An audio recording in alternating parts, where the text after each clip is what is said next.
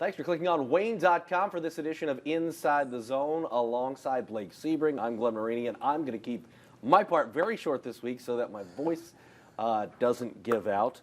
But Blake, I really want to ask about this past week. The Komets go on the road and look pretty good in a couple of wins against Elmira. Last place team. You pick up a couple of wins, you get a shutout. I understand. Things look pretty good. Of course, it ends in a less than favorable fashion with a loss at Reading. What do you take away from this week as a whole, knowing that this is, the back half of a 5-game road swing? You know what? I think it's so hard because you're missing Sidlowski, Cheek, Nagle, Shea, and you're getting Cody Soul back. You got Mike out with the flu for a little bit. Pat could have played Saturday, but he got the flu. It's really hard on this one. Do you make a big deal out of it, or you just blow it off and then try to get a fresh start from here?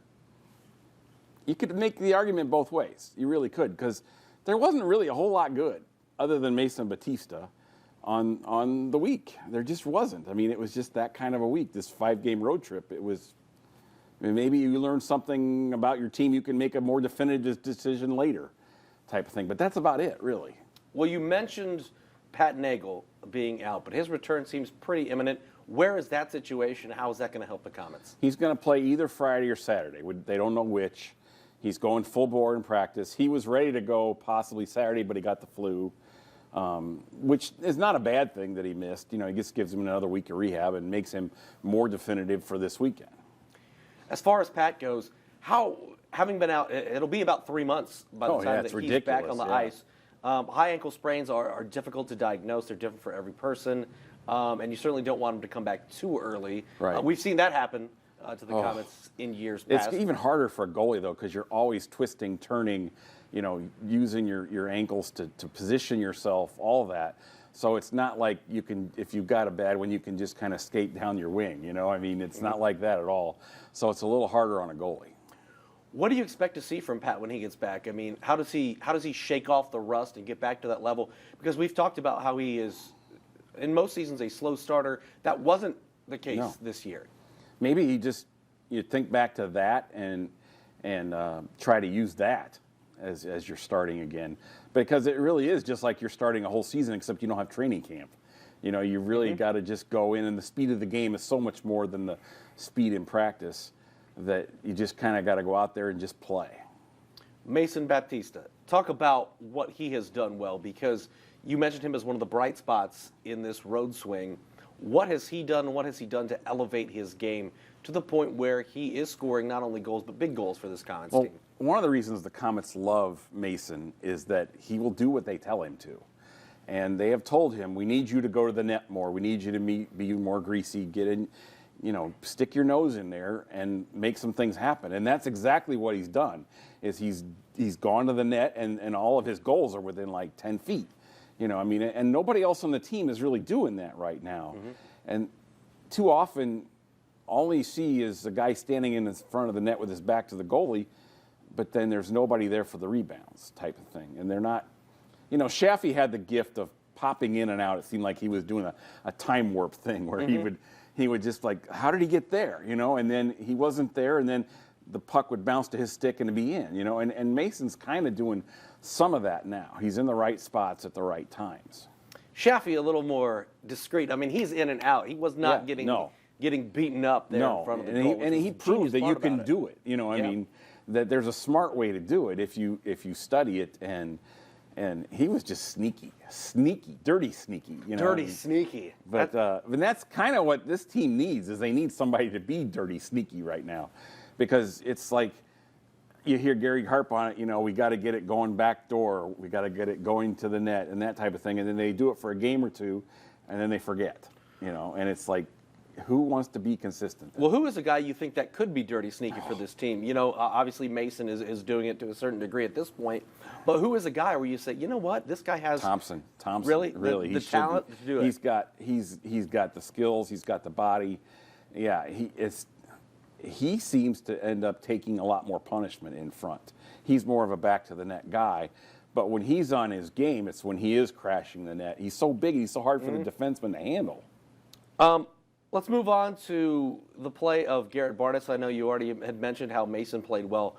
Bartis obviously with the shutout on Wednesday, and then played pretty well on Friday. I as felt well. I felt like Garrett kept him in both of those games. Really, he was better than his teammates overall, I thought, and he made some great saves. Even Saturday night, he killed off 2 5-on-3s, and then he gave up the other goals, and it's like, I think anybody would have given up those goals with as little help as he got. I mean, trailers, they just lost the trailers. It was just lack of coverage. It was just everything.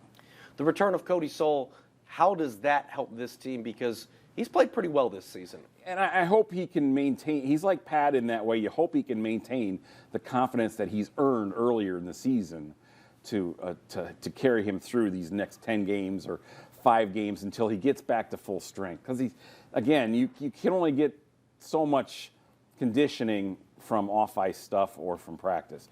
You really do have to play back-to-back games and play 3 games in 3 nights before you really get your legs fully back. I'm going to ask this question every week until he's back. Sean Zidlowski, when are we going to see Sid? When are we going to see, maybe Trevor Cheek too? I don't know. Bobby Shea hurt his knee this week in Rochester.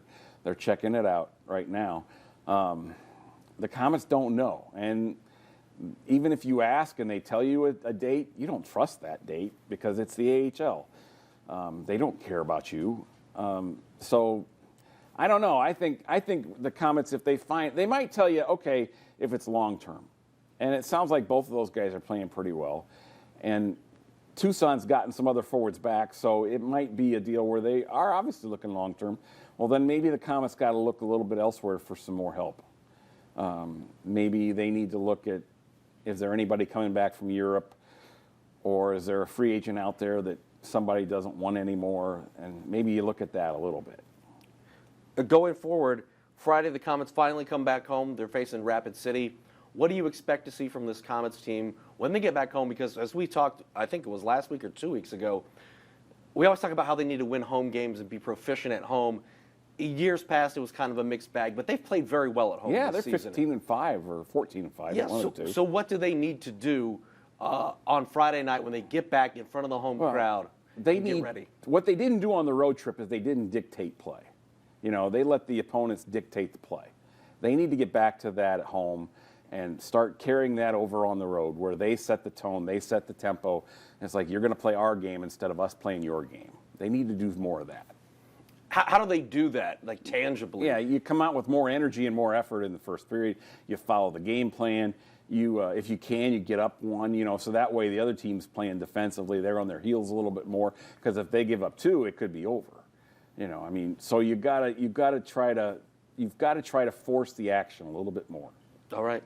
What are you most looking forward to about this week for the Komets?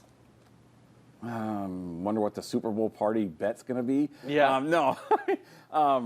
No, I mean, I'm kind of looking forward to seeing them play Rapid City. They don't play Rapid City that often. Mm-hmm. You'd hope after a week off they'd really be energized and come back. And, that game in Indy is not an easy game on Saturday. Hildebrandt's been playing great. 3 of his last 5 wins are shutouts. I mean, he's been outstanding. They're not a very good team, but he kind of makes them competitive.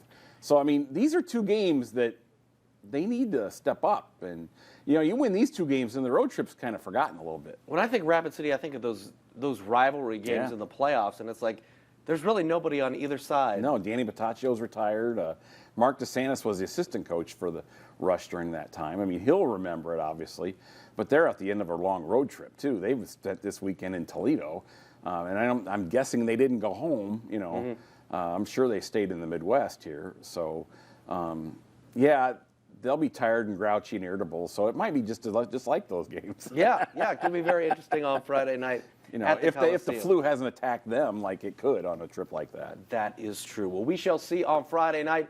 We'll see you back here next Monday. For Blake, I'm Glenn, and that's Inside the Zone.